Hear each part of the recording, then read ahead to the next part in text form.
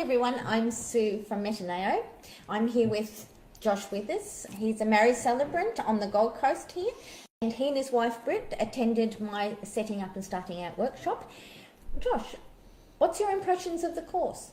Well, out of 100% of the marriage courses I've attended, this was the best, and I've only attended one. But it also had the best morning tea, if that's a good sell. Jokes aside, it was actually really helpful for Britt and I on a skills basis, because not many people talk about marriage in a range of talking about skills. We don't use the word skills. We usually talk about it being hard work, and we talk about it being effort and all these not so positive words, and that never really appealed to me. I'm always really careful about the vocabulary we use to talk about a marriage, and so I've always seen it that we just need to be better at skills. We just need to develop better communication skills, or better not being an idiot skills, or whatnot. And so when it comes to our marriage, once again, there was us saying we want to develop better skills. And so coming to your course, it wasn't a point of like us thinking that we were broken people, we needed to come and get fixed, and it never even, I never even thought about what my friends think about. My friends all thought I was going to go around and hold hands and sing Kumbaya, and there'd be like Kleenex everywhere and tears, and I just from reading about it and talking to you, I thought, yeah, it's going to be like just us upskilling, and that's what it was. It wasn't some weird thing. It wasn't some everyone thinks that marriage education is like this religious, weird thing. It just wasn't weird. It was nice, and it was friendly, and it was comfortable, and that's what I really liked about what happened at the workshop, is that it was very natural for us to upskill on this thing that we're already at. Like we know that we have to be better at marriage, because we don't wake up in the morning hoping to suck at it. Like, we don't wake up in the morning saying, I'm going to make Britt's day terrible. No, I wake up every day, I want Britt's day to be amazing. As I'm sure every person watching this, they want their partner's day to be amazing. Yeah. So when it comes to sometimes not reaching that goal, I think it's just a lack of skills. I don't think people that don't reach that goal are idiots. I don't think they're dicks. Whatever. I just think they're just not skilled enough. And so that's what we came to the course hoping to get, and that's what we got. So that and a sweet morning tea. Thank you for that. So it's been a month since you and Britt attended the course. Still married. Yeah. This is good. How has it helped you in your day-to-day life from that course? So if you think about any trade, any skill, like if you're any qualification or skill set that you get, the training that you get for that job, that is most applicable when you're in an area of tired or weak or stressed or exhausted. Like, you're at the end of the spectrum, not in the middle of the spectrum. You're in extreme. Yeah. And for marriage, just often when you're call it a heated discussion, call it a fight, call it a disagreement, call it a whatever you want to call it. And that often happen when you're stressed or tired. Just, you're not operating at 100%, you're operating at like 95%. So the skills we learn, they're most applicable there when we're trying to make a decision about family, life, business, and we're tired, maybe we have an argument. The skills we learn help us both there, because like, we want each other to win, but when we're not operating at 100%, then we don't always have the skills to do that. Mm-hmm. What would you say about the men out there?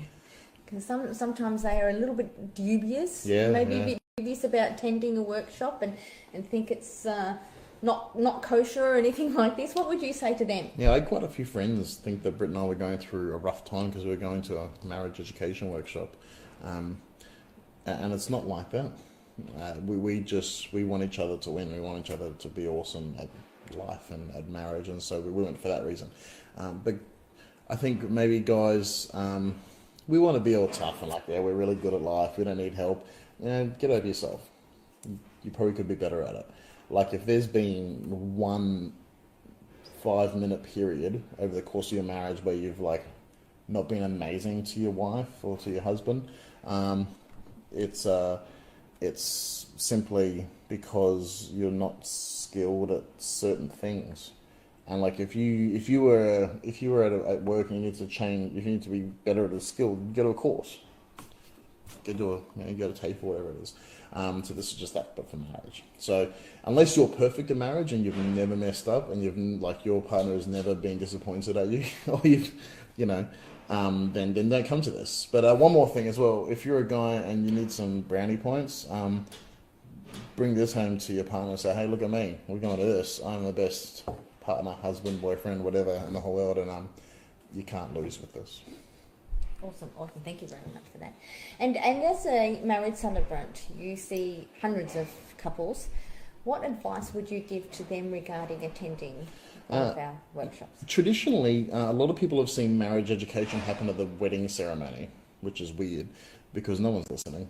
Like, they're listening, but they're not listening that much, where they're like, "Oh, these are some good tips, get a notepad out."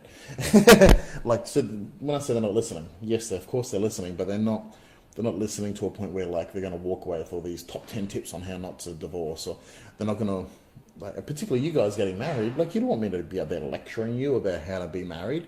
In the ceremony, I want to celebrate you. I want to lift you up, have everyone cheer for you, and you march through that period of your life being cheered and exalted and excited. But you still need to upskill. You still need to educate, because particularly if you're new at your relationship, you probably suck at it, because everything we knew at, we suck at. Like, I want to play guitar, but I can't.